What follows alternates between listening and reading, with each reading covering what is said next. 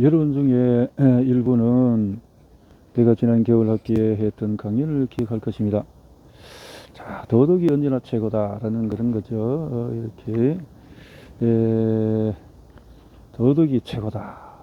인간은 절대로 알 수 없을 거야 라고 쓴 팻말을 들고 온 곳을 돌아다니는 사람들입니다. 그들은 우리의 노력은 결실을 맺지 못하고 가망 없는 헛수고이며 터무니없는 것을 놓고 생각하며 스스로를 학대하는 짓에 불과하다고 주장할 것입니다.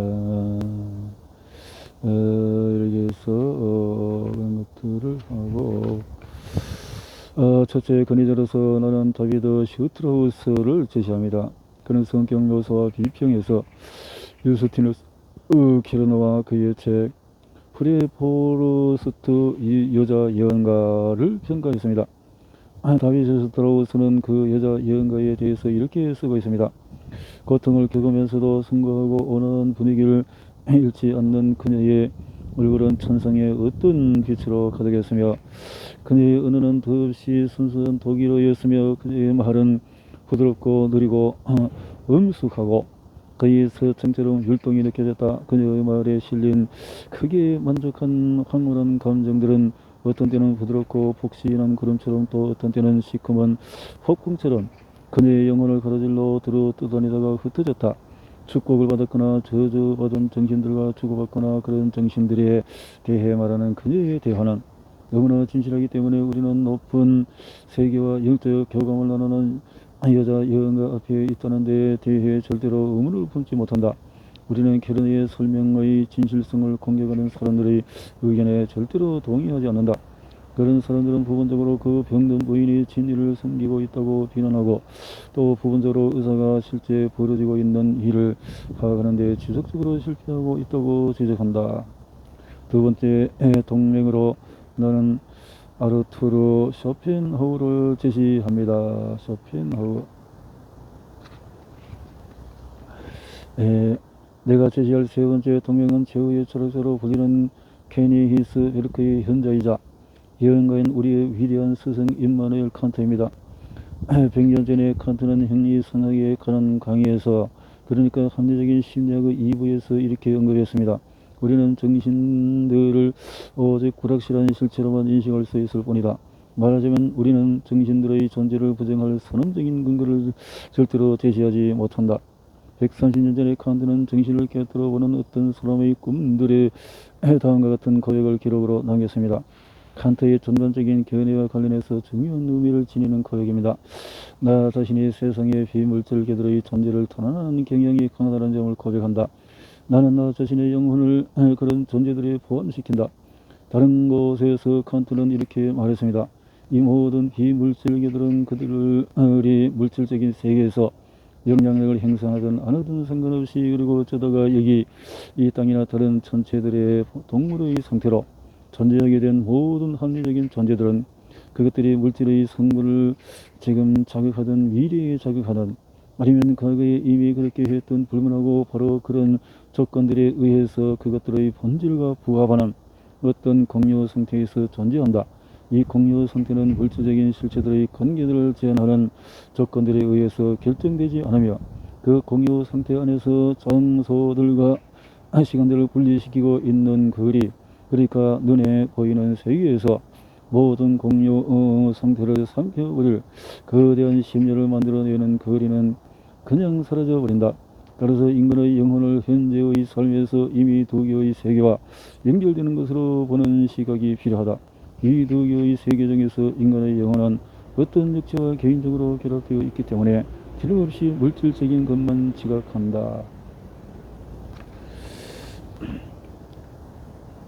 마지막으로 세 번째 단락에서 칸트는 자신의 시대의 근원으로 예언자적인 시선을 멀리 던지며 이렇게 말하고 있습니다. 따라서 인간의 영혼은 사실상 입증되었으며 너희 말을 바로 이 지점에서 끊는 것이 아마 나에게 가장 유익할 것입니다. 서지사들이 한 말의 뒤에 나 자신을 생각할 불필요하게 부력처럼 덧붙이는 것은 거의 불경스러운 일이기 때문이지요.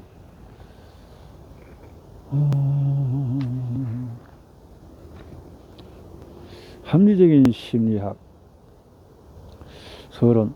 교육받은 그 성물은 이렇게 말하고 있습니다. 글쎄, 그건 대단히 친절하지만 나는 내 눈으로 직접 보기 전에는 아무것도 믿지 않아. 그리고 당신이 형이상학이라고 부르는 것은 시대에 아주 뒤처져 있어. 아무도 더 이상 형이상학을 진지하게 받아들이지 않아. 지금은 어쨌든 형이상학적인 개념들이 통용되고 있다면 아직도 자신의 삶은 온전히 살지 못하고 있는 사람들을 괴롭히는 어떤 강박의 형태로만 쓰고 있을 뿐이야. 합리적인 사람의 삶에서 모든 것은 철저히 물리적이고 자연적인 차원에서 전개되는 법이거든. 정말로 우리가 디부와 르몽이 방책으로 박아놓은 말뚝을 닿을 때까지 모든 것은 완벽하게 명확하고 이해 가능하며 하나님이 만든 모든 것은 마침내 어느 공적 후원자가 이 위험한 전선에 방책을 세운 것에 대해 감사를 표해야 합니다.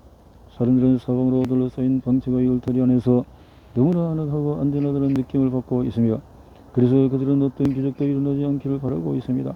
기적이 그 평화를 깨뜨릴 테니까요. 틀림없이 교육받은 그 편협한 성물의 삶에 그다지 놀라운 구성은 하나도 없습니다.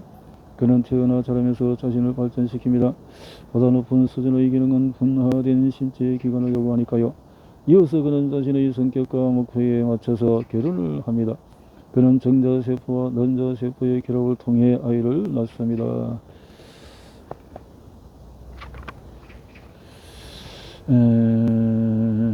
시신은 거기에 싸늘히 차가워진 채 뻣뻣하게 누워 있습니다. 즉 그의 탐욕길의 부패가 시작합니다. 그것은 믿어지지 않는 사실이며 만약에 그 일이 오직 한 사람 딱 한 번만 일어났다면 세상의 어느 누구도 그런 일이 일어날 수 있다는 것을 절대로 믿지 않을 것입니다. 그러나 똑같은 일이 우리 모두에게 일어나며 그것은 돌이킬 수 없는 일입니다. 평균적인 생명은 겨우 30년 이어집니다. 그러나 왜 죽음이 일어납니까? 무한한 보살핌과 효율성으로 만들어진 생명체가 그러니까 최고의 목표가 생명을 부지하는 것인 바로 그 생명체가 종말을 맞으며 시들어다가 썩어야 하는 이유가 뭡니까? 살려는 그 강력한 충동이 그렇게 경멸스럽게 끊어지는 이유가 무엇입니까? 죽음은 우리의 가장 소중하고 신성한 권리인 존재의 권리를 잔인하게 짓밟는 위반으로 우리에게 강한 인상을 줍니다. 급작스럽게 날아오던 운명의 일격에 우리의 모든 계획과 모든 희망과 모든 즐거운 독창성이 완전히 산산조각이 나와버립니다. 이 위반이 얼마나 큰 배신으로 다가옵니까? 그 생명체에 실제로 가해졌거나 그 생명체로부터 앗아간 것이 무엇인지를 알아내는 것은 불가능한 일입니다. 시신의 무기를 지한다면 살아있을 때의 무기와 똑같을 것입니다. 전체 생명체는 살 준비를 온전히 갖춘 상태로 거기 있습니다만 그 생명체는 죽어 있으며 우리는 그것이 다시 살도록 만드는 기술에 대해서는 아직 전혀 아무것도 모르고 있습니다. 합리적인 심리학, 육체에서 죄가 되는 것은 이상한 그 무엇입니다. 삶의 의지를 포함하고 있던 그 무엇이고 살아생전의 그 생명체와 환경 사이에 조화를 유지했던 그 어떤 힘입니다. 그러나 하나의 근본적인 힘처럼 하나의 생명 원리처럼 보입니다. 예전 생리학자들은 인과성의 범주를 적절히 적용하면서 그것을 생명력이라고 부르곤 했죠. 칸트는 이렇게 말합니다. 어떤 지적인 존재가 언제나 물질과 밀접한 결합되어 있는 것 같으며 그 지적인 존재는 원소들이 서로 작용하는 힘들에 영향을 미치지 않고 오히려 그 원소들의 상태와 내부 원리에 영향을 미치는 것 같다. 현대의 생리학은 그 내부 원리에 작용하는 지적인 존재를 부르는 이름을 전혀 갖고 있지 않습니다. 내가 학기 성적표의 질책을 받았음에도 불구하고 감히 단언하건대 또다시 이유는 그 분야가 선진하기도 원인과 결과를 혼동하고 있기 때문입니다. 상당한 경멸을 당하고 있는 생기론자들 중 한 사람인 생리학자 칼 프리드리히 부르더흐 경험가학으로서의 생리학에서 이렇게 언급하고 있습니다.